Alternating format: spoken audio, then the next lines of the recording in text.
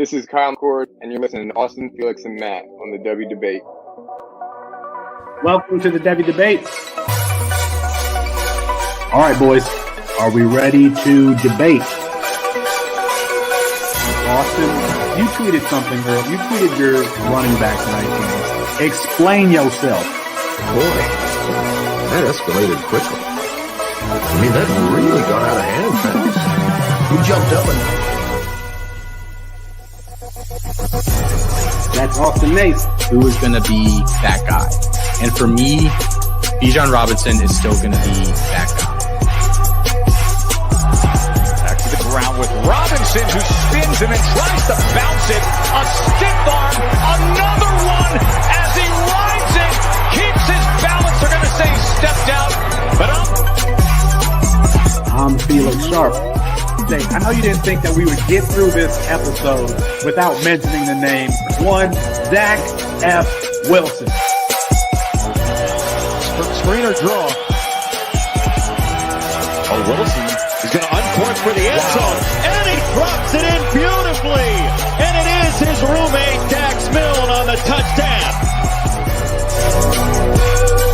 That's Matt Bruning. G. Scott Jr. Obviously, I waxed poetic about him on the last episode, so I won't do that again here. And it's Thomas Fields on the carry. Watch out! Justin Fields. Hello, Columbus. 51 yards. Bruning, are you ready to go head-to-head with me? I am. Got to get my popcorn out here. Hold on. Got to continue. I got it. Kyle McCord is going to end up winning the job. He's going to be rated higher. Well, I'm not nearly as passionate about what I'm about to talk about. Our apologies because Herbstreit ran out of time. We'll get him rescheduled soon. And for Matt Bruning and Austin Nace, I'm Felix Sharp. Good night and good luck.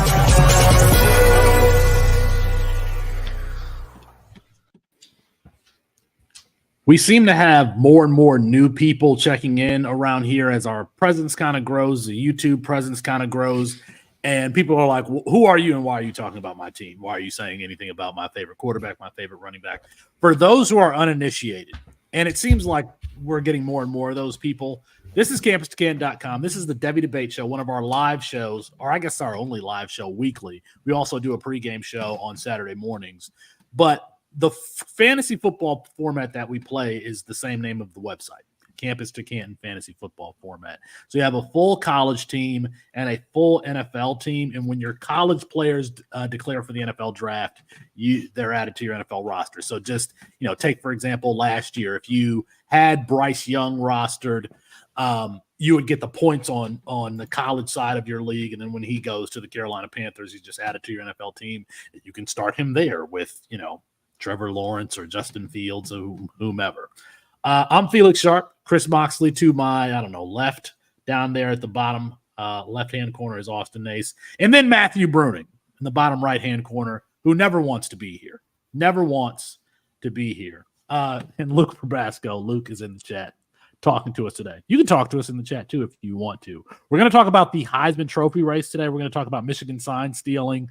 And we're going to ask, who is going to be the first non-freshman taken in supplemental drafts next year? So every single year, there's a draft where you can take the freshmen like, Dylan Royola and who's that? Who's the wide receiver going to Texas Tech? What?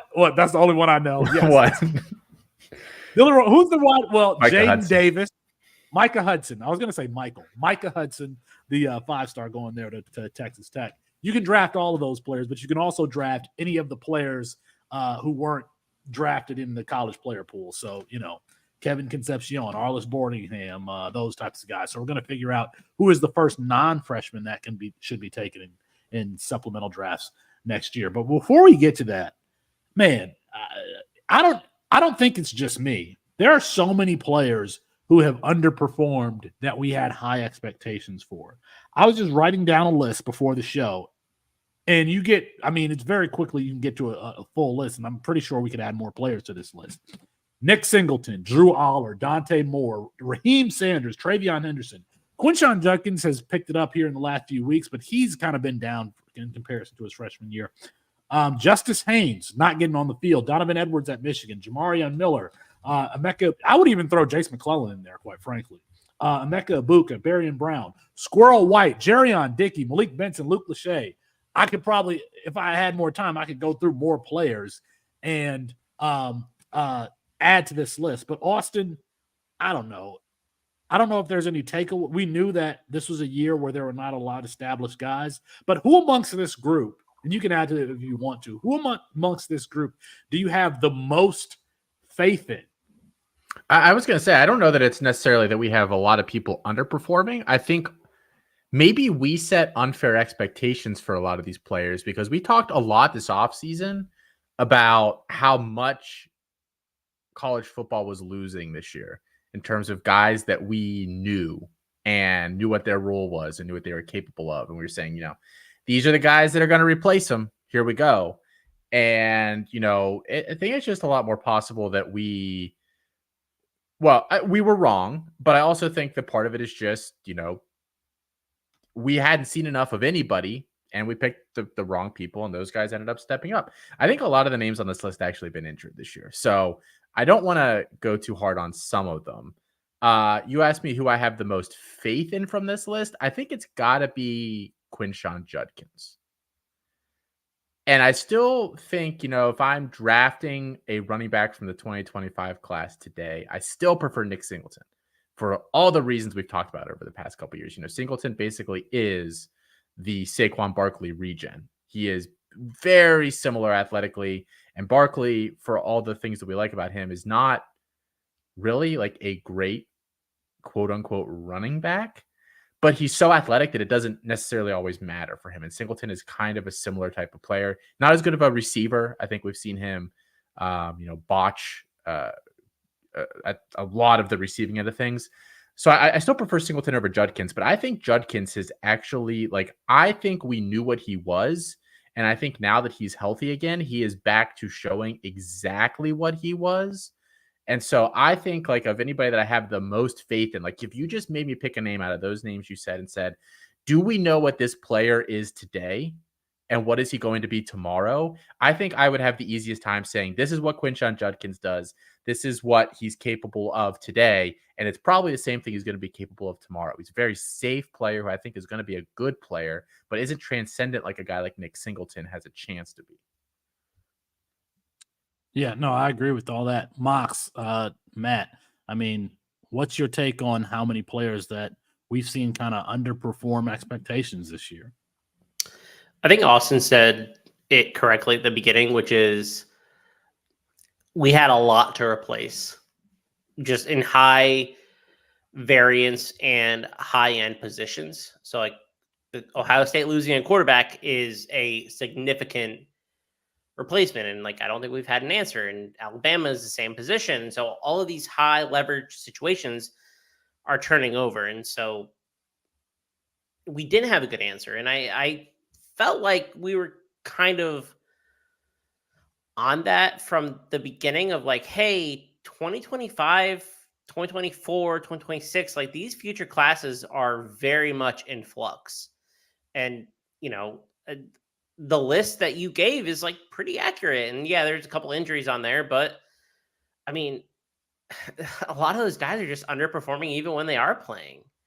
I mean, if you want me to give a guy that I feel confident in, I still really like Emeka Ibuka, but he's been hurt a lot. I think that he's probably hurt, but I don't think he's sitting out the same way that JSN was last year post-injury. But, it's a legitimate question. What is going on with a lot of these players, and are the juniors going to declare? I think is a pretty interesting question, because I think Raheem Sanders is the center of that discussion. Does he come back for Arkansas for another year? I think he might. So yeah, it tells you how much variance is in college football at the end of the day. Right? We don't really know a whole lot. We're projecting a lot. So yeah, we don't know. Yeah, I pretty much agree with Austin and Mox on this. I think some of it is what Austin said. Maybe we just put too high expectations on this, and some of that probably because of, as they both mentioned, the players that we lost. We were expecting these guys to come in and kind of replace all the players we've seen leave college over the past couple of years, at least since we've started doing this.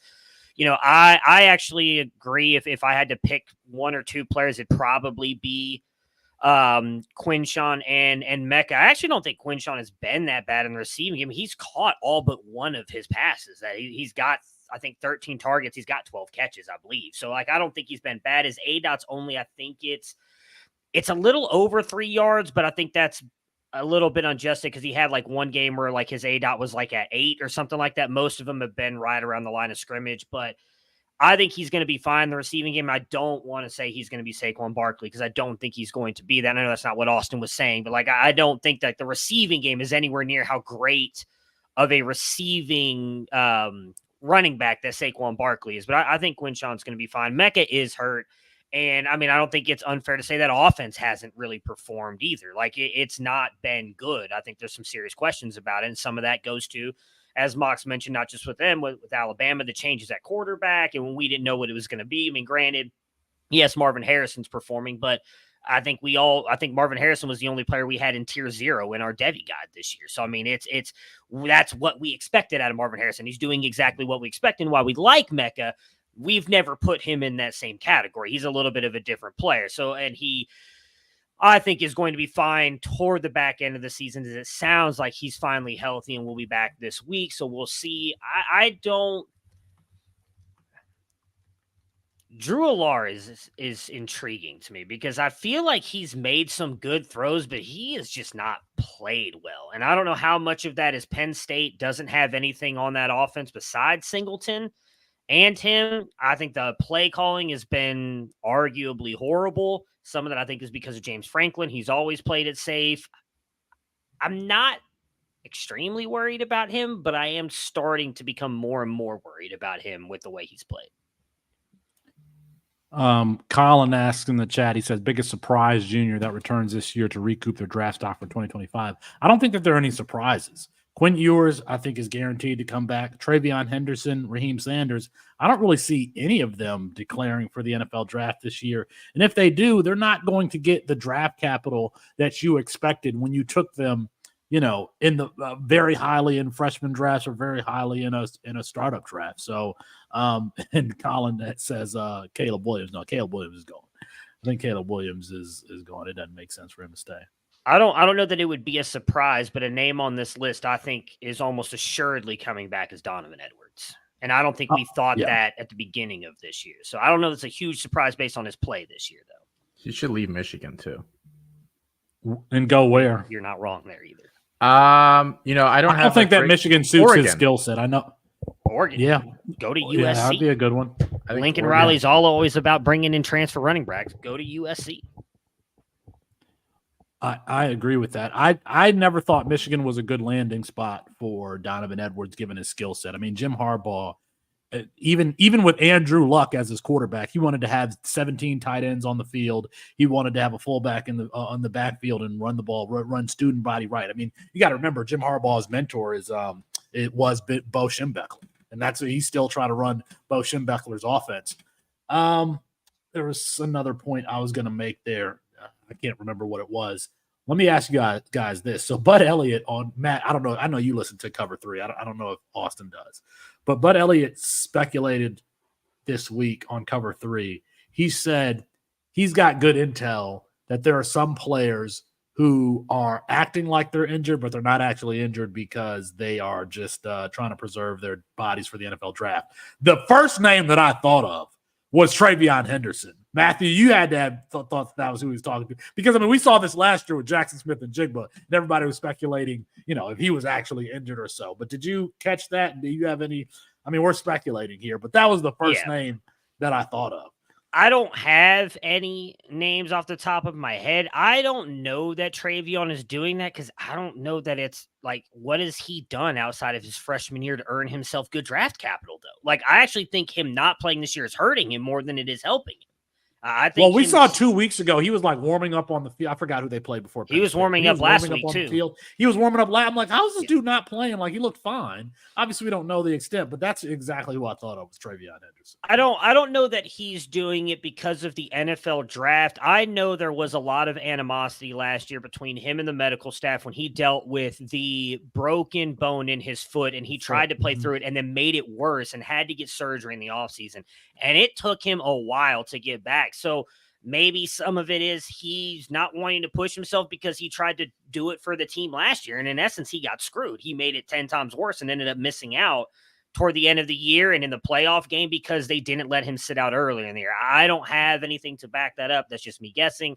I don't think he's sitting out for the NFL draft because I don't know that he would get a second-round draft grade right now. So if you're sitting out, like, how is that? It's not helping you at all. I think even if he goes to the combine and tests if he went to the combine and ran a 4.3 and jumped 40 inches and put up, 225, 25 maybe times. He jumps up there, but I still don't know. Like, I'm sure he'd jump up into day 2, but, like, I don't think him sitting out is helping his case any person.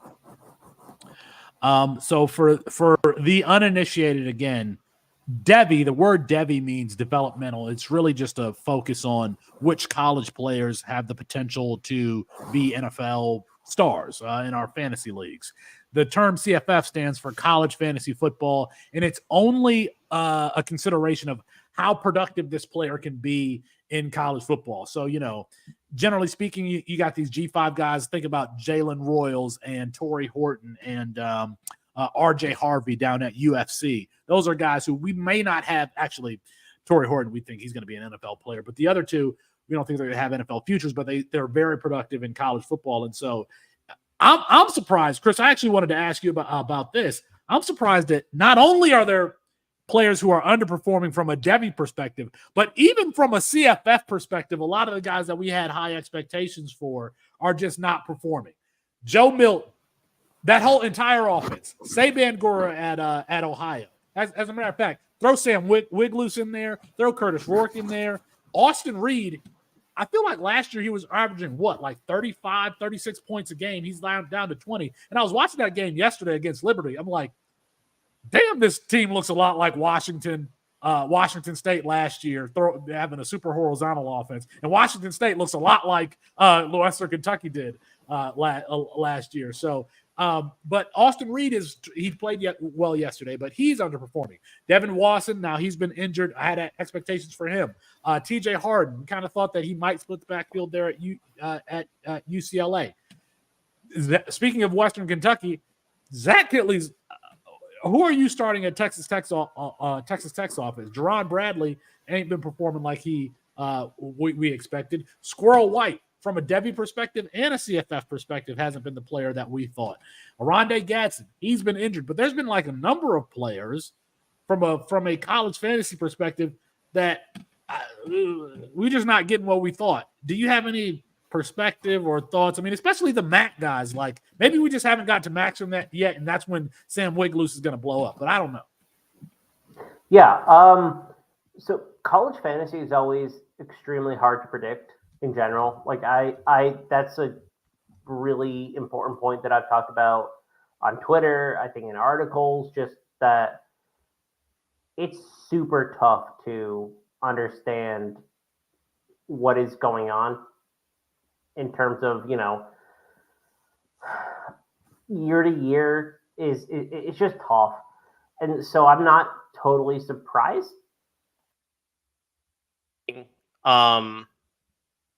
Production, but at the end of the day, I do think you have to accept the variance. Like I don't want to like humble brag, but I think I'm a pretty good college fantasy player in my C2C leagues, and I'm like under 500 in most of them. I'm having a terrible year on aggregate. Like it's hard to predict year over year, just is bottom line. But this year especially has been one where I feel like variance has really caught up. And I think that's partially the COVID year kind of like catching up with like people who have eligibility, don't have eligibility, and it's getting real funky in that aspect of in terms of like veterans on the team and what teams can retain guys. But yeah, it's been worse than I've seen it in the last probably 3 or 4 years. Austin, I have a league where I had a bunch of first, seconds, and thirds. And so I got to mix like Devy and CFF very early on. So I had one league where I drafted Squirrel White, Saban Gura early, Dalvin Smith relatively early because I figured I could put him in tight end, Aronde Gadsden, all of whom have underperformed. Does Well, this year at all? Literally every name you Yeah, mentioned I there, know. though, is injured. I mean, I think that's tougher to under predict. Saban Gora hasn't been injured. Samson Evans hasn't been injured. Sam Wiglusz hasn't been injured. Curtis Rourke hasn't been injured. Those guys have played. Wait, Lewis and Rourke have been injured. Rourke was injured early on, but he's played the last couple of weeks. He was injured against San Diego State. Was he injured after that? I think he missed the next game and maybe the game after that. Okay. He did. I could be wrong, but I guess my question is does it change Haterade. I'm hating? I'm not drafting these guys. I thought I had these juggernaut teams drafting all these guys, especially Oronde Gadsden. Plugging Oronde Gadsden into the Ohio offense is going to be Rourke, Wiglusz, Bangura has disappointed. Period. So I'm not one to argue with you there. But my question is should it change how you draft like next year, where you just don't invest? I don't know, because do you just like get these take those? It feels like I'm throwing darts here. Like I had high expectations for some of these players, and I'm not getting the points that I expected. Should it change my draft philosophy moving forward? In what league? C2C? In a C2C league. You should not be investing in college assets before the 15th round. This is so I've talked about it for years. It doesn't make sense. I'm not talking about a startup draft. I'm talking about a freshman draft where, I'm getting to the 3rd, 4th, 5th round. Maybe, around there. And I was investing. I'm like, all right, let me get Saban Gora here. Let me get Oronde Gadsden early, thinking that, somebody like Gadsden might have NFL potential, but I still think that I thought that I was locking up the college side of my league. And you would have thought that too early on if you looked at some of these rosters. Injuries happen, especially when we talk about Gadsden and players like that. I mean, there's been a lot of high-end injuries to key positions. Like Bowers is out, Gadsden is out, Kuthi is out. It's injuries, but it's also underperforming. Because I'm thinking about like Nicholas Ian Allen's team in the league of record. I mean, that team just looked stacked early on. But I think he went Austin Reed, Malachi Corley with his 1st and 2nd round pick. I mean, or 2nd and 3rd round pick in a startup draft. You get that type of stack, and you think, well, I mean, he's got the college side, and it just hasn't been that way this year. So, I mean, I guess what you guys are saying is don't take CFF players, but at the same, some of these Devy players haven't performed either. That's what it feels like. In some respects, it feels like we're throwing darts. I feel like my drafting experience this offseason was much different than other people's drafting outcome this offseason. Here we go. I'm below 500 in one league. I had a fine offseason drafting. I'm not sure.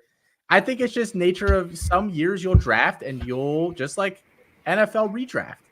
You draft this year. You drafted Aaron Rodgers and Breece Hall started off slow. Yeah. All these guys. I think it's just the same thing. It's just variance. I think 1 year will be good, the next year will be bad, and so on and so forth. I don't know. I don't see that there being any major shakeup in terms of how you drafted this year. I still think you were targeting the right things. You were looking the right places. You were hitting the right positions. It just didn't quite all come together. And the beauty about C2C is that you can literally overhaul that entire roster in one offseason without having to put in like all this extra, dump 30 assets and sell my next 4 years of picks. And like you can redo it really quickly. And I think that's the beauty of the format. So what Austin just said right there, when you guys listen to Canton Bound this week, that's why I threw the shots at Austin. I threw the shots at Austin on the Canton Bound episode. Oh boy. Just you wait. It's funny because he had no idea that those shots happened, and yet I did not reaffirmed everything that we talked about with Mike and Adam this week. I can't believe Austin's response to this discussion is, I'm not having a problem in any of my leagues. Like he never does. I'm doing great. I'm doing great. He's buying the right stocks. He's got insider information. He must have. I got a guy on the 50-yard line every week. Code breaking. Hey, go ahead and like this video if you haven't already. I want to get this video, I don't know, to 20 likes. We can do that. You can help us find more people. And if you haven't already, go ahead and subscribe to the Campus2Canton YouTube channel. We're trying to get to 2,000 subscribers before the end of the season. So we've got like a month left to do that. Help us get to that goal and chill out with us on Saturday mornings. I think that is the most fun that I have creating content with this company, is doing the Saturday morning routine. So go ahead and catch the tailgate on Saturday morning. It's produced and everything, commercials, music, all of that stuff. Do we want to, I mean, you teased it, Austin. Do we want to talk about Michigan sign stealing? So Matthew, let me ask you first, because there was actually a clip circulating on Twitter of that I forgot what his name is, the assistant coach's name. He was on the sideline at the Michigan-Ohio State game. Yes, there we go. And they show him actually talking to the defensive coordinator when CJ Stroud is taking signals there. Like, do you care about this? I'm sure you're going to make it a bigger deal than No, I really don't. I don't really think that had anything to do with why Michigan beat them the past 2 years, because it wasn't their it's not like they were stealing the defensive signals, as in knowing what to do against the Ohio State defense, which is what lost them the game the last 2 years. So no, it doesn't matter to me. I think CJ Stroud played fairly well for the most part last year. And honestly, even in that first year against Michigan, I thought he played fine in the quote unquote flu game for a lot of the players. So no, it's not if you're not cheating, you're not trying, man. Like, I get why it's a big deal, but like, I'm not going to be the Ohio State fan that comes out here and says that's why Michigan beat them. No, Michigan beat them because the defense sucked. That's just plain and simple. And the sign stealing had nothing to do with that. I mean, the defense sucked because they pretty much ran goal line defense like the entire length of the field. It was the weirdest thing I've ever seen before. It's like somebody was pressing the wrong button on Madden. Austin, should we care about this? I don't. I figure that every school is doing some version of this, and you should be changing your signals anyway. I feel like the infraction itself is not like really actually the story here. And maybe that's just my perception of this as somebody who doesn't, like, I mean, I'm a Pitt fan. We don't ever win anything. We don't ever play Michigan. We don't ever, I don't really care about any of these schools from like a, fandom and rooting interest perspective. I think the biggest piece of this story is that Jim Harbaugh for years has preached about how he's not a cheater, how he would never cheat, how his programs would never stoop to those levels, has taken shots at other coaches and other programs directly and indirectly for doing so.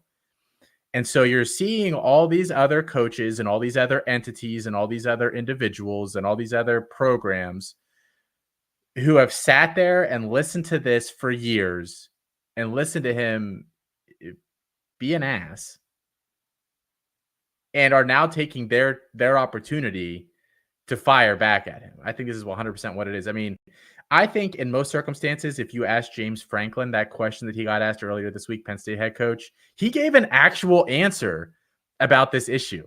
I think if this was any other coach, he'd be like, well, I'm worried about my team this week. I'm not worried about anything else. He was like, I'll tell you exactly how this would impact what would happen on a football field. Like, he gave an actual answer. Now, it wasn't like I hate Jim Harbaugh, 2 middle fingers to the sky. But you're seeing all these coaches give like actual answers, even if they're not mentioning I heard what Matt Rule said, but what did James Franklin say? They were like, what, and he was like, oh, like, here's exactly what would happen. Like, here's how this would impact the game. And he explained like how stealing signs would hypothetically affect the game if you were doing that. What he said was he described it as the opponent being in the perfect defense for what Penn State would believe would be an unbelievable call, and then they would change it on a 4th and 1 to a heavy personnel group or something like that. Like, he went into detail on that. The only coach that I saw, I didn't see what Matt Rule said. The only one that I saw that kind of took a shot was Kirby Smart, because Ryan Day hasn't said anything negative, and Harbaugh's come after Day quite a lot, actually, and Day has completely avoided it or not said anything. Kirby Smart was the only one who I saw that made a shot, and I think, if I'm remembering correctly, see if I have it somewhere. The exact quote was, "There's nothing I remember about that Michigan game that makes me think they were stealing signs." So, and I was just like, okay, yeah, okay, that was a good shot by Kirby. So yeah, I don't think I didn't see what Matt Rule said though, but I know Day hasn't said anything. What Matt Rule said was essentially that everyone steals signs, but there should be technology in college football. He said they have it in high school football, they have it in the NFL, where you can communicate electronically, but college is the only place where you can't communicate electronically. So I think you should be able to call the play into a microphone into the quarterback. How much do those helmet. cost? Like those systems? It can't be that particularly right. expensive. It's not like it's advanced technology. It's a earpiece and a microphone. Like the issue is more sending a person to scout games in terms of cost, because the Division I Council is who votes on this, and there's like 265-ish teams who are voting on, what exactly the rule should be for the Division I. So like FBS and FCS. A lot of FCS can't afford to send dudes to pre-scout games. So this is why it's a rule. I understand it, and I get it from a competitiveness standpoint. And eventually, we've talked about on this show and other shows how there's going to be a different governing body, like in a year, 2 years, who will handle it substantially differently. But I understand why it's a rule, and I think Michigan has violated said rule. The thing about this whole situation is like they hired a dude who's like a code breaker, a military code breaker. He's a like I compared him to Turing on the Saturday show, and then we fast forward a week. And we got this manifesto coming out. This dude's the Unabomber apparently at this point. Like that is the read that we're getting from the national. Wait. Catch everybody up, because what I didn't know about the manifesto. So there are people listening to this who are not going to know either. So what are you talking about? So there was a report today. I believe it was Sports Illustrated who put it out that there's a 500 or 600 page manifesto based on a whole bunch of like data points from previous players about how to run a program and what that would mean, and who's the author of this manifesto? Is it the spy? It's the guy. It's okay. It's Chase Stallion or whatever his name is. He wrote this like unhinged, like 500, 600 page manifesto about how he would run. I believe it's called the Michigan Manifesto, about how he would run the Michigan program, which is like deranged to be totally honest, which is why like you see in a lot of like Unabomber, Unabomber comparisons. When like they catch serial killers, and you know how they'll come out with like, they interview somebody who's like had some interaction with the serial killer, like in like whatever their like daily job is or whatever, and you get like, we never had any. I want to hear from people who know this guy about how much of a lunatic he is, because he sounds like he's absolutely nuts. He's Ted Kaczynski, man. Right? Like, I just feel like this is not a norm. Like, if you sat down and had a conversation with this guy and you walked away, you'd be like, that guy, there was like something like slightly weird about him, like at minimum. And they hired this guy. Yeah. He's former military at the Navy. He worked for the Navy football program, and then walked in one day to the admissions office, I think. I don't want to get like the story totally wrong, but he walked into an office where he can collect data and said, I'm with Ken Niamatolo. You got to get me all this data.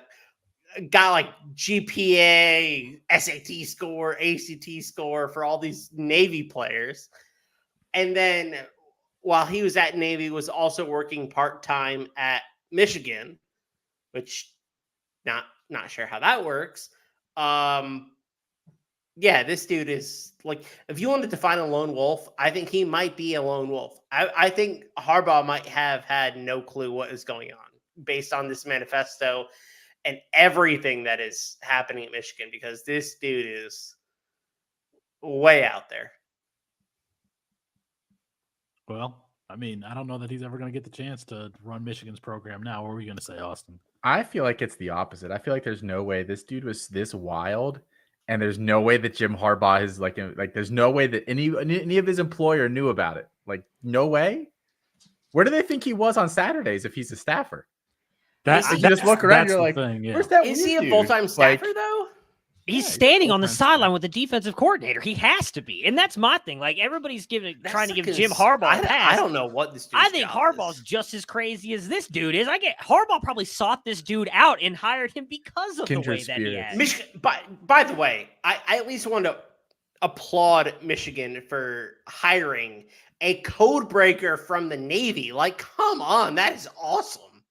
Like, why hasn't the SEC done this? Like other teams in the Big Ten done this? Like, you They got should the just best go of the straight best. to the CIA and FBI and like in the Mossad. Like they should just go straight to them and try to hire.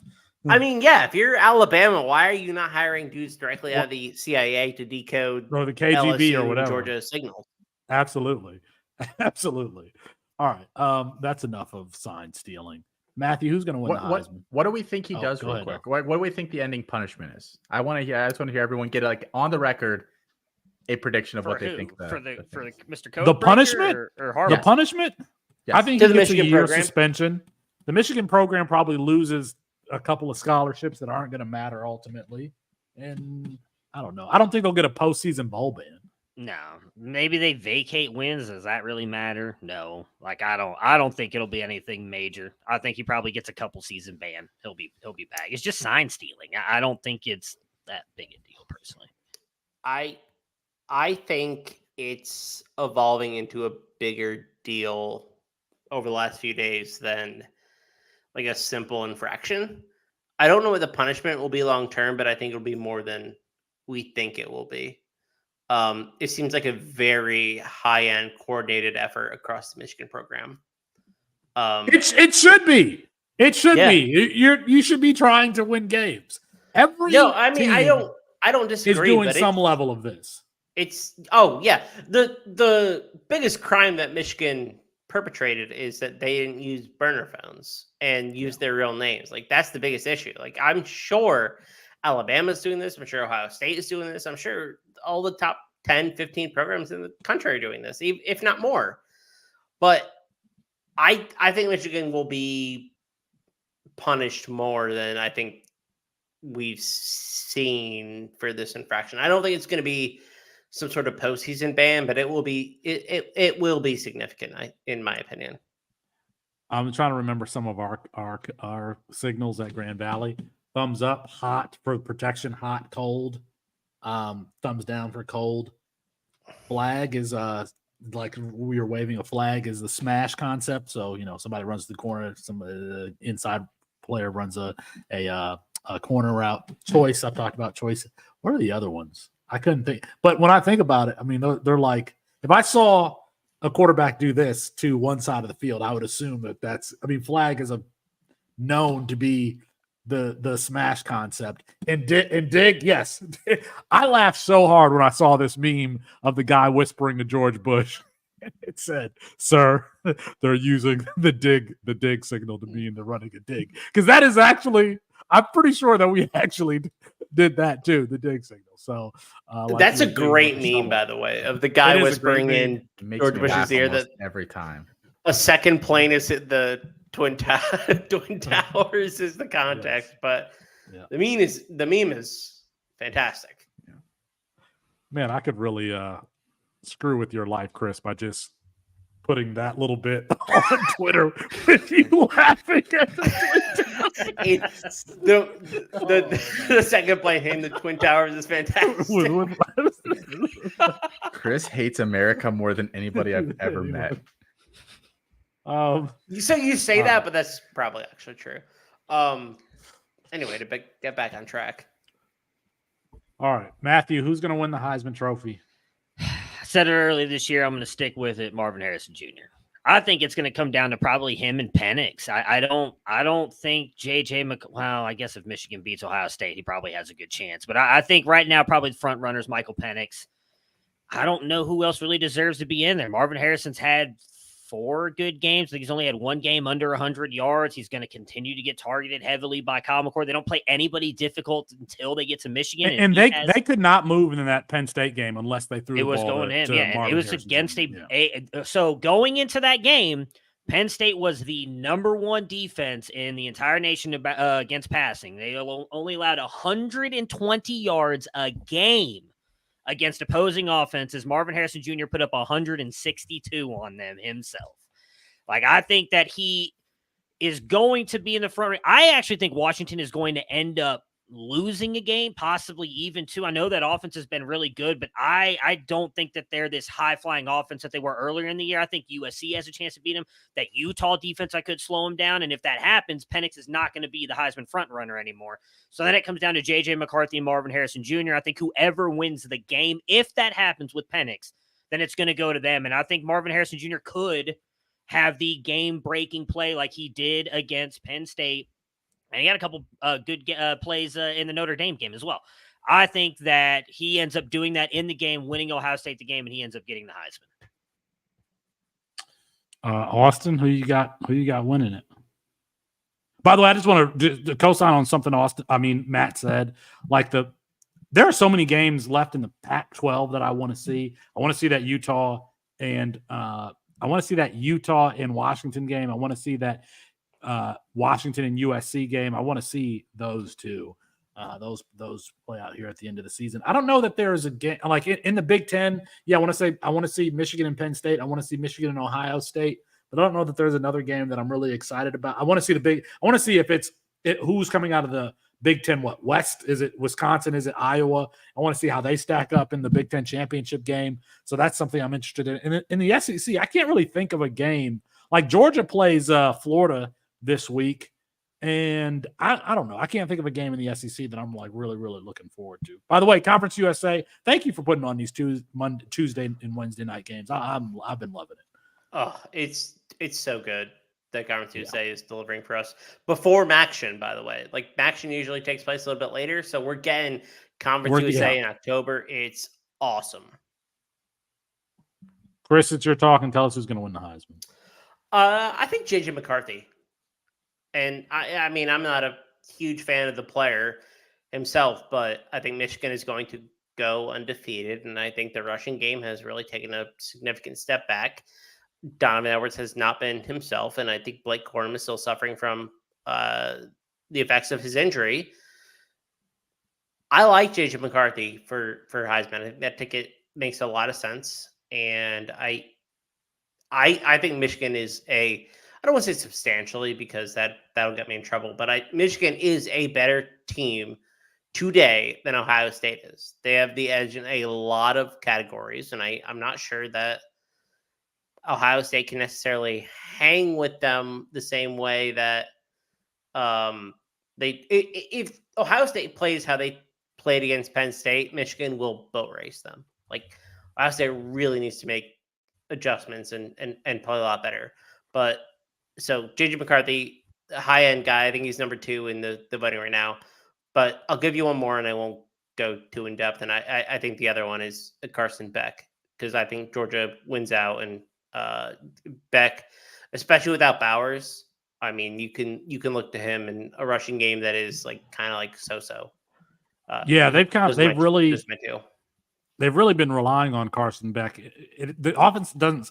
I don't have the objective numbers to substantiate this. I feel like the offense was more explosive last year, but it was for some reason it was. But they're way more reliant on Carson Beck this year. If they went out, I think he'll be in New York. Michael Penix Jr., J.J. McCarthy, and Marvin Harrison Jr. Did I say that already? Those 4, I think, are going to be there. If there is 4 that get to New York, I think that it's going to be those 4. Austin, who do you got? If I had to vote today, I would vote for Jaden Daniels. I think he's been like just blatantly the most important player in the country at the most important position, facing what has not been a particularly easy schedule. So if I had to vote today, but I think LSU loses at least one more game, and so that's going to push him out of the running, I think. So I think it's going to come down to like I don't think McCarthy's resume is like significantly better than Beck's right now. I think I'm a little confused as to why. I think it's just more of a Georgia fatigue thing amongst the media at large. And I guess apparently another hot take here. Michigan still has to play both Penn State and Ohio State. Like that, that's the argument for McCarthy, which is he elevates his stock. It'll be 2 top 10 matchups, which he'll have, which I don't think Beck will have. The only thing McCarthy has over Beck is touchdowns. He's 18-12. Beck has more yards, better completion percentage. I mean, I'll be very curious to see what McCarthy does against Penn State and Ohio State. They're 2 of the better defenses in the nation right now, and they have not played a good defense. Well, here's a hot take for you guys. I think Ohio State's a better team than Michigan. That game this past weekend was never even in doubt against Penn State. They just toyed with Penn State that entire game.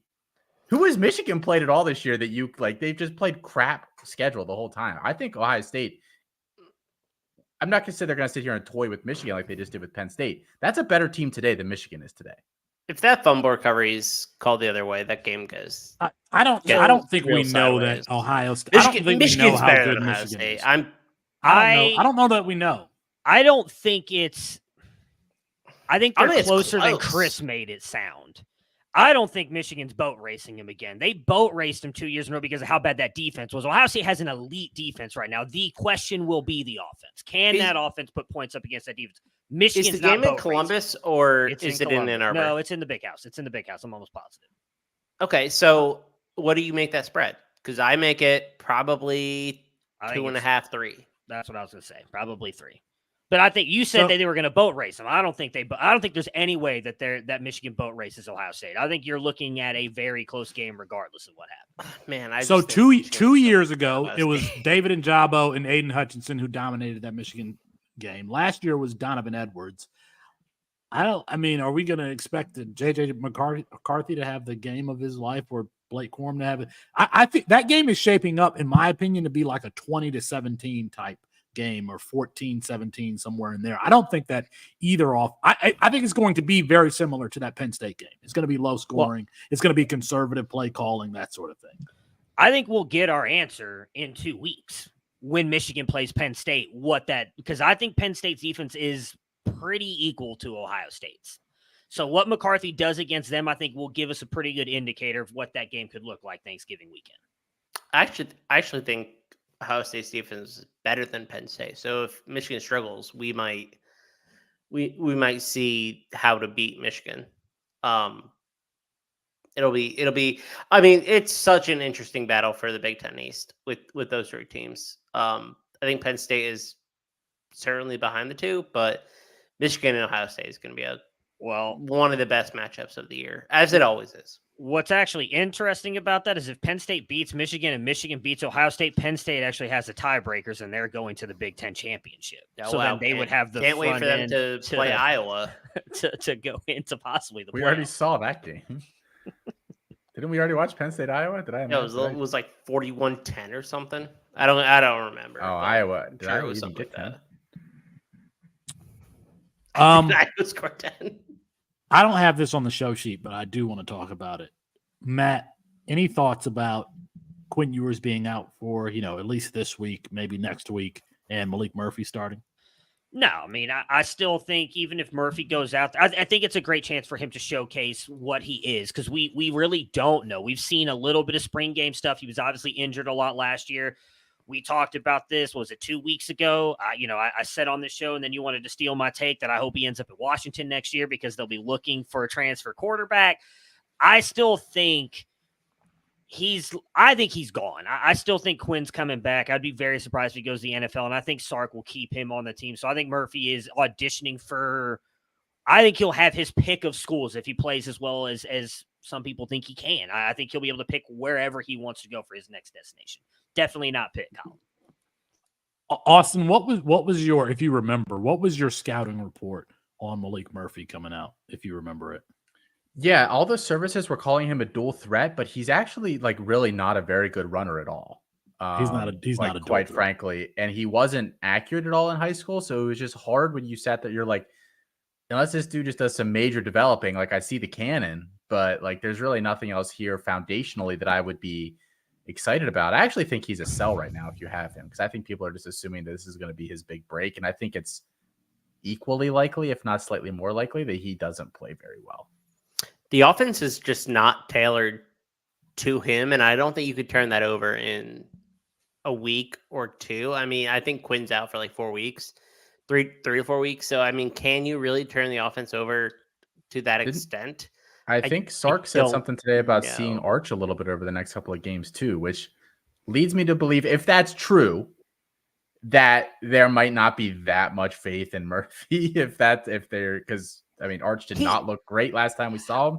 Neither did Murphy, in fairness. But I wonder if Murphy played.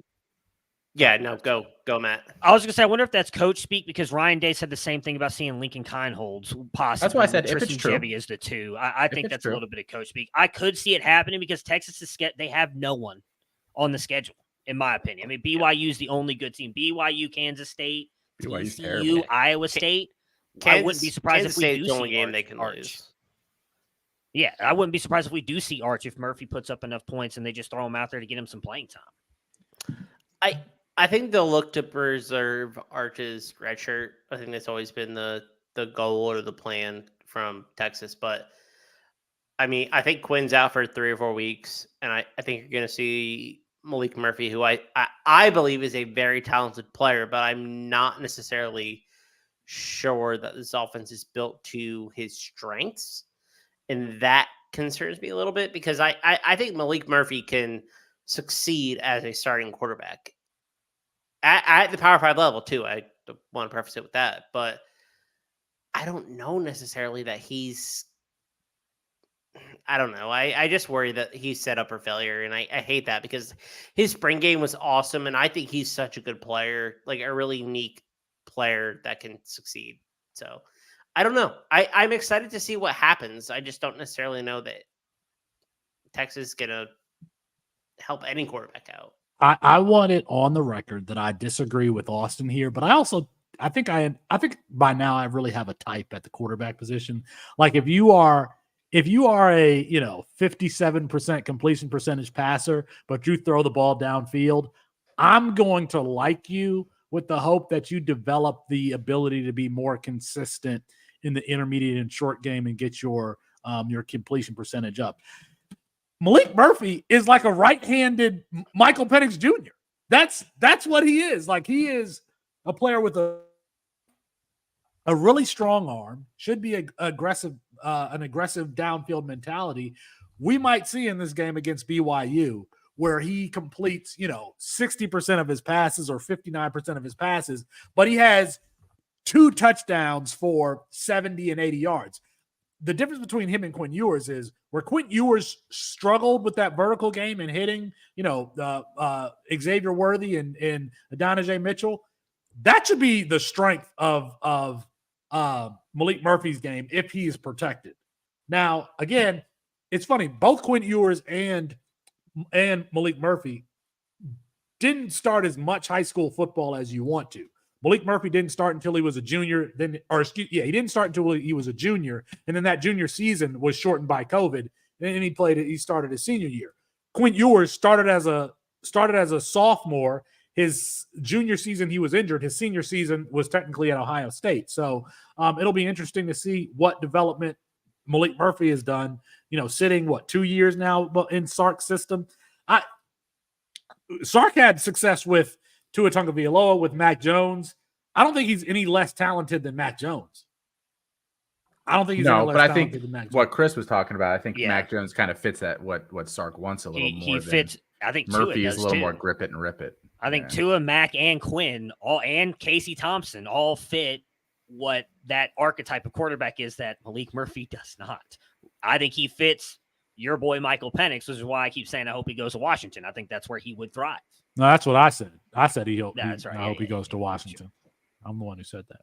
Yeah, it's a tough situation that Murphy's being thrown into. I have to start Malik Murphy in one league because I don't have another. I traded away Michael Penix Jr. in this league. I mean, they're so 18-point favorites against a terrible BYU team, so I don't think you're off there. Yeah. Is it? I mean, I think there's a legitimate chance that while Quinn is out with this schedule that they have, that you just see Brooks and Baxter kind of actually get more involved. Because I'm doubtful they want to give Brooks 35 carries a game. I think, if they bring somebody else into the mix a little more and kind of switch it up to a little more game control. That wouldn't surprise me either. And they just don't give Murphy a lot of chances. That does not seem like Sark's mentality. They did that last year, though. After those games where he let Quinn throw the ball 60 times and they were still having a chance, I think it was before they lost that Texas Tech game, they were doing that. That's when Bijan had like the 30, 40 carries and Quinn wasn't throwing the ball. So I would not be surprised if they don't do that. If that's the case and you bring, the safeties up to stop Jonathan Brooks. By the way, Jonathan Brooks, second round draft or day 2 draft pick. Could see it. Yeah, probably. You got a lot of equity in that pick because Jonathan Brooks was in a lot of wires last year coming in and taken in like the 15th round because CJ Baxter was there. CJ Baxter went in like the 105 and Jonathan Brooks may have not been drafted in your league. Anyway, Baxter's been good. Baxter's been good too. Yeah. When he's played. But if they're going to, run the ball and you got safeties coming down and stop the run, I want to see Jonte Cook. I want to see Xavier Worthy. They're going to be running past secondaries if that's going to be the case with the play action game. All right, Mox, who's going to be the first non-freshman taken in supplemental drafts next year? So this is such an interesting question because I don't think that we can know the answer this far out. But I will try to give you an answer. How about that? No deal. I'm going to guess Connor Harrell, the UNC quarterback who is going to step up in the absence of Drake May. I think that he wasn't drafted in a lot of leagues, and I think that consensus-wise, he's stepping into an offense that, traditionally has produced. I'm not sure what Chip Lindsey is totally about quite yet, but I think Drake May has been given a lot of liberties, so I wonder if Connor Harrell is going to be given the same.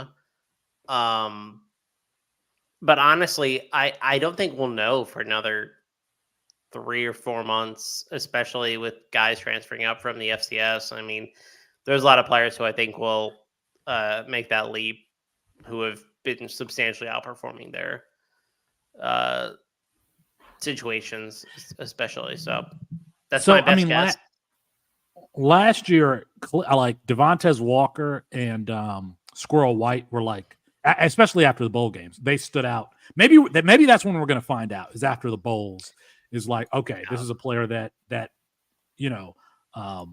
just kind of had a really big performance. Tez Walker was a good one because he had the athleticism to play at a Power 5 level, and he had the production to back it up. And then he transferred to play at UNC, so he was like out there on the waiver wire in a lot of places.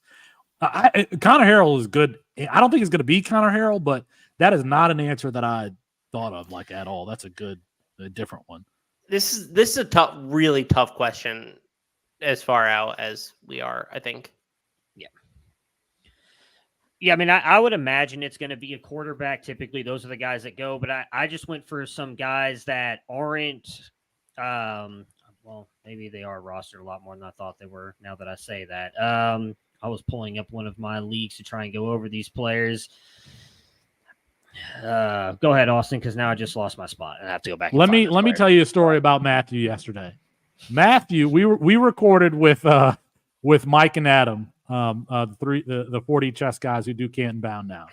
Yesterday, Matthew asked in the chat, "Hey, do we have a show sheet or anything like that?" I'm like, Matthew, why are you asking for a show sheet? You're not going to prepare anyway. I don't understand why you are just trying to act like you're going to be professional about this and come ready with notes and stuff. Look at it. Technically, that is untrue. When I go and guest on other people's shows, I come very prepared. You can ask your boy Colin Decker. Every time he asks me to jump on a show with him, I'm very prepared. I just don't come prepared for this show. Did we get a show sheet for the show?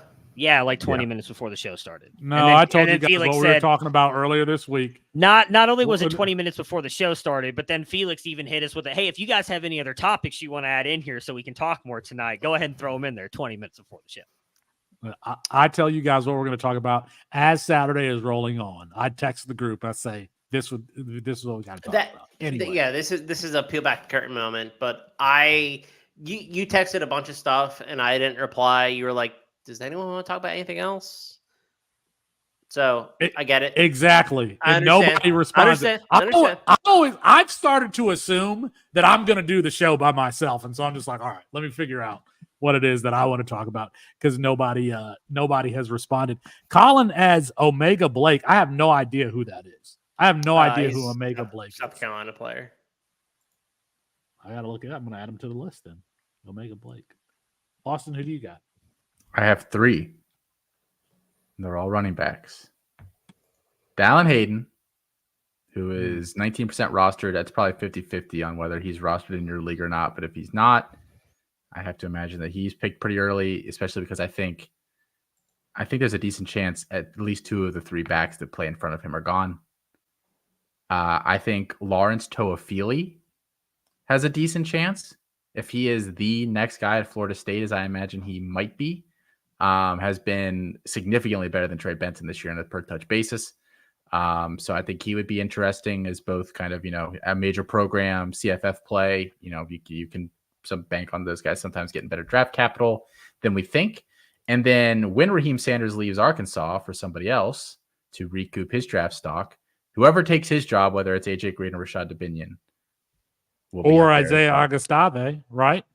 I don't think he's better than either of those guys, but I mean, that's a good shout too. And, there's an outside chance he could get the job. I would wager Augustave was probably drafted and is still held in your league right now. I doubt somebody's dropped him yet. So I think that would also lessen his chances of being an early pick in C2Cs. I think that there's a chance that AJ Green declares for the draft this year.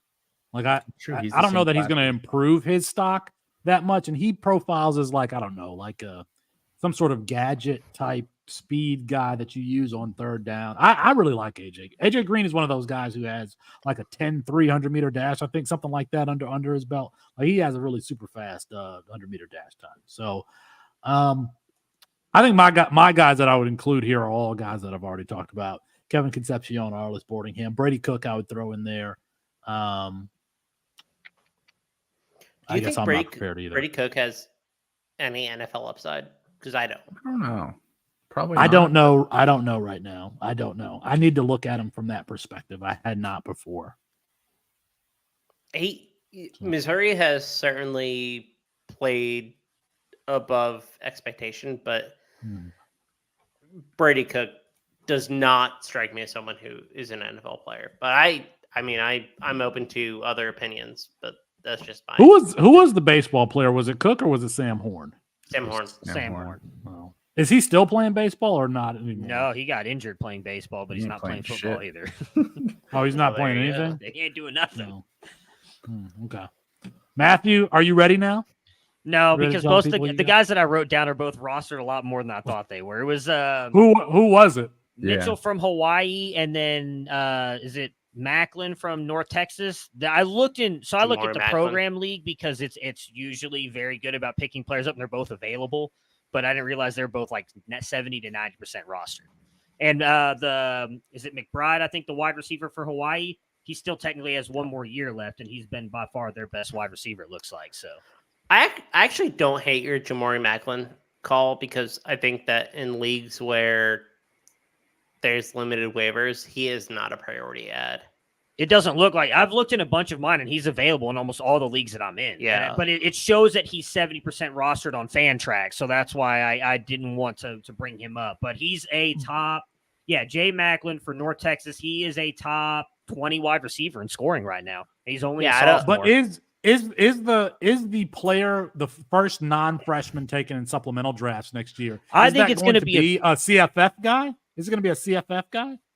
No, it'll be a transfer. I don't know why you're talking about somebody from North Texas. I'm like, I don't think I mean, maybe I'm going to be wrong here. I don't know who that guy is that's coming up from the G5, though. We don't have the Devontae Walkers, in my opinion, right now coming up. So I don't know who that guy's going to be. I do, as I said before, I lost the track of my players there. I think it's going to be a quarterback. I just don't know who. It's a weird year in college. I really don't think there's a guy transferring up from the G5 that's a smash like Cam Ward, Devontae Walker right now that we're like, oh, yeah, you got to have that guy. I think, and this is bad to say because we at least me and Felix talked about it on Canton Bound, spoiler alert. We don't think that this freshman class is that good either. So I don't know how these supplemental drafts are going to look next year. Like, it's very good at wide receiver. We have a lot of questions about the running backs, quarterbacks, tight ends look okay. So, like, I don't know who that non-freshman is going to be. I wouldn't be surprised if it's a wide receiver. Just grab a guy who's scoring points. It's such a weird, like, everybody sucks. Everybody sucks. And I'm like, I have no idea who is going to develop into like these NFL guys that you covet because everybody sucks. We don't know who the next Devontae Walker, Cam Ward, Kanata Mumfield, like these guys are going to make a jump either in competition or, I have no idea right now. That's why I like the offseason is because you can kind of like, there's so much information that's coming in right now. It's hard to consume all of it. Like, I didn't even know North Texas had some dude that was balling right now. I did not know that. Who's the coach at North Texas? Is it Eric Morris? It is. Eric Morris went from Washington State to Tech. Well, at least I remember that. Jamore Macklin is the cousin of Jeremy Macklin. Jeremy Macklin? Interesting. Okay. All right. Anything else? All right, we're gonna take. What's Jordan James' rostership on Fantrax? Oh, that's a good one. I think any of those like backup running backs at larger programs, if the guy in front of them leaves, I think is just like a slam dunk. 40% right now, currently. Okay. Oh yeah, that's a good one. Still, Jordan James. Yeah, I still think they go get a transfer back, but yeah, that's a good. I probably do too. But no, that's kind of Who Raheem Sanders, Donovan Edwards. Like, I think both those guys could leave. I like Donovan Edwards more to USC because of his receiving ability, but I think either one of those guys. I don't know that if Sanders does go to the NFL, which I don't think he will. I think, Austin, you said, I was listening to Campus Live today, that he needs to get out of Arkansas, and I agree. Like, he needs to go. Those teams will be looking for it. They've done the same thing. Not even at Georgia. At Oregon, they bring in those transfer running backs. Like, I think that they'll bring somebody in. I like the Jordan James call. That makes a lot of sense because he's already involved in the offense now. Barring some transfer of a prolific player like that, he's going to take a step up. But who's going to be the quarterback at Oregon next year? Is it Austin Novosad or is it Ty Thompson? If they don't go get a quarterback, I think they could get a quarterback in the transfer portal. It would be Portal or Novosad, I think, will be the two options. Okay, if it's Oregon, the portal quarterback will be one of Malik Murphy, Devin Brown, Ty Simpson. Those are the guys. Dante Moore. I think everybody's going to want a transfer quarterback. There's a lot of think of all the big. Dante Moore is going to use a transfer next year. Oregon, Washington, Alabama. I wouldn't rule out Ohio State. I mean, there's a ton of Miami. There's a ton of big Michigan? schools that Michigan might be. Yeah, while they kind of bridge to the next guy there. I mean, if Clemson's not happy with Klubnik, could they be looking for? They don't touch the portal. Never mind. That was stupid. Yeah. That's the one team that won't do it. That was no matter My what. bad.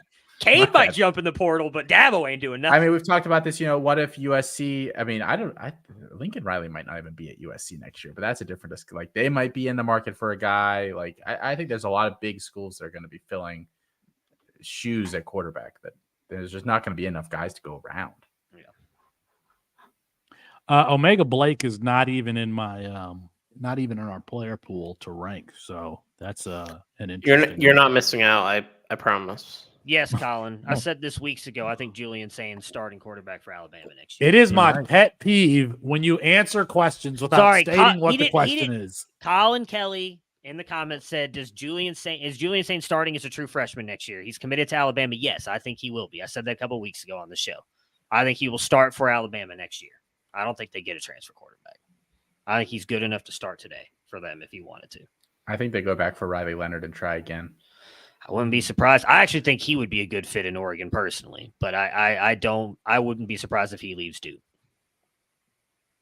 There's going to be a lot of I could see there being a lot of movement this offseason. When does the players start entering the transfer portal after the last games? Yeah, right. That's what I thought. Yeah. Well, I thought it was January 15th. Is it December 15th? I think January 15th is the closing date. Yeah, we start hearing about transfer portal is right after like the regular I'm almost season. positive it's right after. I'm almost positive it opens up right around the same time that the early signing day window is, because I remember last year I did a transfer portal show, I think with you, Chris, like in the middle kind of like signing day period. So, or maybe it was Alfred. I think it was with Alfred actually. So yeah, it's sometime in December. I think it's before the championship games, but before or after championship games, before bowl games kick off. They shorten that window too, right? Yeah, it's only a couple weeks. It's only like 3 or 4 weeks. It's like a month. That's it. It's 30 days, right? That might be right. Yeah, that actually might be I right. could see us getting like big names pouring into like all the players that we've mentioned tonight. I could see all of them pouring. Even somebody like Dallin Hayden, if he doesn't think he's going to get the job next year or something like that. Like I could see a lot of players entering the transfer portal, like a big name guys entering the transfer portal. Well, the crazy thing about Hayden is he won't probably know what Henderson's going to do. I mean, Mayan's probably gone no matter what. He won't know at that point what Henderson's doing for the most part if they're in the playoffs. And if they win a game and are going to, he'll have very little time to declare. So I think the transfer portal closes like a day after the national championship. Does Mayan Williams get drafted? Yes, he does. Yes, he does. Is Chip Trainium better than Mayan Williams? Yes. I mean, the coach he's more athletic. He's more athletic. He gets more snaps than him. Whatever. What position does Chip Trainium? Is he a full-time running back now? He's not a linebacker anymore. He was since this dude, the last 3 games. John Kerry, just flip-flopping all over the place as to what position he wants to be. People aren't even holding pretty crazy that he's better than Mayan at his second best position, huh? That's 45 days. December 5th, it opens up and it closes on January 18th. December 5th. Which is a couple days after the national championship game. And then we'll period is in spring. So they have 45 days in the winter. We will get Chip Trainium before December 5th that players are entering. I was going to say Chip Trainium being as good as he is, you know, if we're going to keep up the political references, I mean, Secretary of Defense is quite up in his range, especially when we talk about John Kerry. John Kerry ended up being a Secretary of State, right? I thought he did. I think didn't John Kerry serve as Secretary of State under somebody? We're in after show mode. We're totally in after show. The show. Yeah. Show mode. All right, maybe we'll stick around for an after show here. Matthew, do not press end stream. I won't, because I'm going to be leaving the stream, so that's going to be up to you to do everything. We're going to be talking about world events here, so we're going to get Austin's opinion on everything going on in the world. I gotta go. That's going to be our show for tonight. Apologies, Curve Street. We ran out of time. We'll get them rescheduled soon for Austin Nace, Chris Moxley, and Matt Bruning. I'm Felix Sharp. Good night and good luck. Matthew had so much energy for Canton. I don't understand. Is it the time that we record? Because he was smiling. No. He wasn't prepared, but he was smiling. He had energy yesterday. And then we get on the show here today. I like Mike and Adam. He can't even. He looks like he wants to be somewhere else. What are you talking about? Because I keep looking to the side. I'm doing 2 screens, so my camera's it's your facial expressions and your body language. I'm like, I told you. I brought this up on Canton Bound, so another spoiler alert. It's because I am pegged into being the Ohio State homer on this show, and I have to play that role. I don't have to do that. Ohio State jerseys behind you. So it's because I'm a fan of Justin Fields and Garrett Wilson. I'm playing the wrong. I'm pegged into being the homer as I have to. Because most of the time, I'm actually negative or speak honestly about the team, and then you guys, oh, that's such a homer. I'm like, okay, fine. Like I can't. If I say negative things, I'm a homer. If I say positive things, I'm a homer. Like I'm always a homer. Me when our basketball team reaches the Final Four. The South Carolina Williams Bryce on I don't know what game that is. But Chris, did your wife do your background for you? No, I did it. Oh, you did it? Oh. Chris, can you speak objectively about South Carolina? Yeah, I fucking hate South Carolina. Okay, I feel like I do that most of the time against Ohio State, but I'm always called over. Wait, I got a 1-star review on our podcast network about how it's you painful yelling to listen to me talk about you. Ohio State. About you, I think it's more player bias than it is team bias. It's 2 players, Kyle McCord and Quinn Ewers. One of them doesn't even play at Ohio State. But how are you using your Ohio State fandom to explain why you have no energy for because our I show always when have to it play starts? that role on this show, and I'm just not That interested doesn't in make doing that. your And when I go on explanations Mike don't and make Adam's sense. show, I just get to be me. Okay. It's fun. Which is an Ohio State. No, I'm just kidding. I mean, pretty much is. Yeah, I guess so. Is that I a, don't is that jersey have understand- a name on it, Matt, or is it just No, like it's just like a practice Nice. warm-up jersey. We should at some point talk about the items behind us. I'm the only one with items behind us. You're the only one who had. Yeah. You have a very professional setup, Chris. Go ahead, Austin. Tell us about your background there. I'm curious to hear why you chose that wall. I always think to the morning show on Saturday where like Nick has a bunch of shit. Oh yeah, Nick's setup's pretty good Yeah. too. So Yeah, Nick. Yeah, he does. He has a bunch of smart stuff like Dartmouth flags behind him. So I have this, which is Shrek, as Buddha. If we're trying to get canceled, Ronald Acuna baseball card, which is like the Monster series, and then this watercolor my wife did, and then I have Spuds McKenzie here, signing Declaration of Independence. I have South Carolina when they went to the Final Four, and then this is South Carolina, just like a portrait of Williams Bryce on a Saturday. What don't you have behind you that you would like to have if you could add something? That's a good question, actually. I'd like to. So, like, I'm a big hockey fan. I don't get to talk about it really on any of our shows, but like, I am like of all of my teams, I'm probably the hardest rooting of my hockey fandom. So I'd like to have something hockey up here. Like, I'm a Devils fan, and so I have plenty of stuff like that I haven't hung and whatnot. Like, I had a Christmas sweater that is the Devils, but I haven't put anything up. I mean, they're my most rooted for team, probably. I mean, I only have the Campus2Canton logo behind me, but I think if I had a studio that I was setting up, and I actually might this time next year, maybe I will. I would have a Herman Moore jersey behind me, Detroit Lions Ring of Honor player Herman Moore. I would have, by the way, Mr. Moore, would love to have you on the show. Respond to my DMs, please. You're my childhood hero. Have you DM'd him already? Yeah, I did. Like a long time ago. I would also like to add, you have a jersey that you could put up there, but the player just sucks, so it makes sense why you don't have it out there. He's in our intro though. Everybody's what is G Scott in the intro also?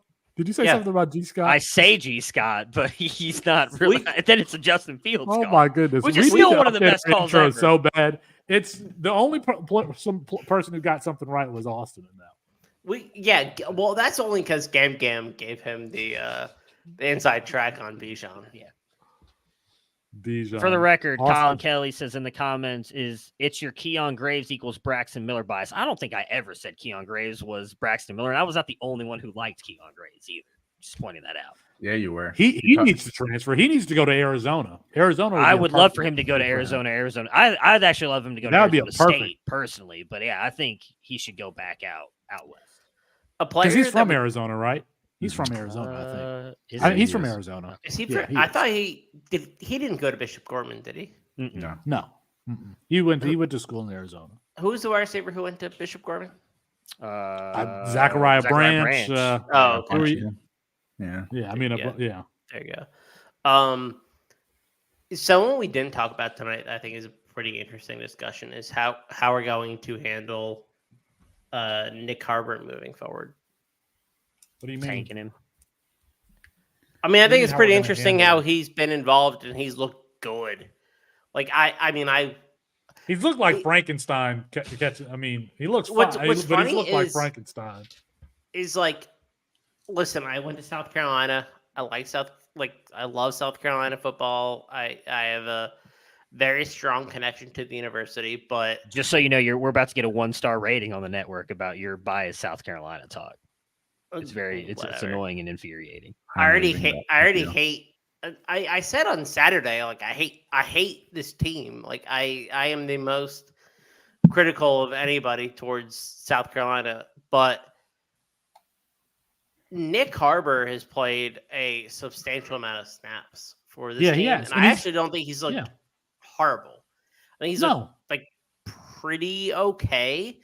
I think. I mean, as a wide receiver, From what I've seen, he was in the slot, had a one-on-one matchup. They throw it to him deep. He's 6'5", 240 pounds. Yeah, I mean, some kid is not going to be able to just match up with him, and he goes and tracks the ball. Now he looks really clunky when he runs. I mean, that's why I say. He looks like I mean, he's not a fluid athlete at all. But I mean, he needs to play tight end at the end of the day. I really hope he just goes there and decides that like that's the spot for him, because that really is the spot for him. But he's played like the majority of snaps for 2 straight weeks and hasn't been horrendous. Is what I'll say. Like, I don't think he's been very good, but I don't think he's been. So after this season, you lose Antoine Wells and Xavier Leggett. I'm assuming after this year. Yeah, I assume. I don't know that Wells has eligibility, but yeah, Leggett will definitely go, and I assume Wells will too. So I mean, Nick Harbor might step into the wide receiver run role. They'll probably bring somebody in via the transfer portal too. I mean, this team is kind of like decimated. It's just been a disaster class. There's no, like, next year when we get to see Aiden Childs and Lenora Sellers, it's just going to be so much fun to watch those two. Dude, Lenora Sellers, oh man, he's been that 60-yard touchdown pass. No, not even the spring game. The touchdown pass that he threw against whoever, in stride, in the air, 60 yards in the air. I mean, he's going to be fun to watch. He needs contact lenses. Gonna make me change my pants, man. I mean, God. Childs is a very interesting one for me too, because I don't think he's going to leave Oregon State. I don't know what happens. Why would he? I'm not saying I don't think he will. He loves Jonathan Smith, and Jonathan Smith talks about him all the time. I too love Jonathan Smith. So yeah, I think if he wants to give me a scholarship, I'm happy. But well, no, it's more of like what Jonathan Smith said to him in the recruiting process. I've talked to him a little bit about that. Wouldn't they just become like independents and play like a BYU schedule 2020? They said they're planning. That could be great for him. That could be great for him. They said they're planning to do the Pac-2 and kind of like and play Washington State 12 times. Yeah, with the Mountain West. Yeah, merge a little bit with the Mountain West. Yeah, that's what the talk was. Yeah, which Oregon State in the Mountain West enters as the favorite, wouldn't they? I mean, I'm trying to think. Maybe Air Force in Fresno, a good year. Fresno State. Yeah. Air Force in a good year or Boise State in a good year might be better. That's another player who's going to enter the who's disappointed and could enter the transfer portal. Taylon Green. So I know we're live, so I'm not going to curse. But Boise State really messed up Taylon Green situation. Like they really screwed that one up. They had a player who was like, in my opinion, special to the Mountain West and the G5, and just said, "Hey, we're not going to use him we're not going to use his strengths." That was a problem. I really thought that Boise State messed that one up. I hope he goes elsewhere. Like he deserves to be featured as the athlete that he is. It's like, and I know Austin wants to get out of here. but I want to ask this question too because I think it's interesting information. Does anybody know what's happening at Texas Tech? Like, so, Tyler Shuck to start the season, and then I thought that who's the guy that Alan True liked last year? I thought that he would be the backup. Yeah, yes. They're all But then I injured. saw this dude, Jake Strong, is the one who started. They're all injured. The most recent. Morton was hurt last week. He'll play this week. Oh, okay. And Shuck is out for the season. Well, I don't believe they actually rolled him out, but he broke his leg. He's out for the season. Yeah, they've both been hurt. But is Zach Kitley overrated, or he just doesn't have the quarterback talent there? Good question. My perception of the Texas Tech team is that they don't have the players on offense and they don't have the players on defense. So, I think this team took a significant step back when we thought they would take a significant step forward. The defense has not lived up to their part, which certainly affects the offense in how many plays they can get off and how often they're going to be on the field and whatnot. But yeah, I don't know if I blame Zach Kitley because he's not the one bringing in players to this program, at least since he's been there. But it has not been as advertised for sure. Okay. All right. Peace, everybody.